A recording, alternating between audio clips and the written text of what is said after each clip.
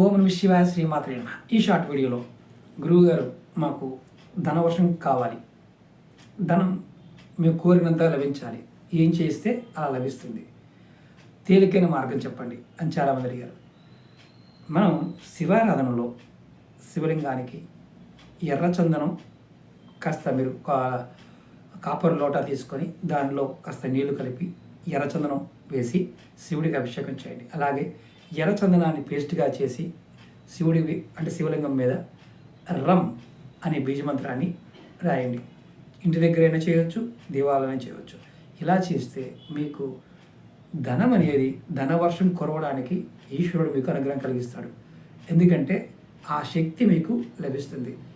మీరు రెగ్యులర్గా మీరు ఇంటి దగ్గర చేసేవారు కానీ దేవాలయం దగ్గర కానీ ప్రయత్నపూర్వకంగా ఎక్కడైనా శివలింగం ఉంటే ప్రయత్నించండి, మంచి ఫలితాన్ని పొందుతారు. ఓం నమః శివాయ శ్రీమాత్రే నమః.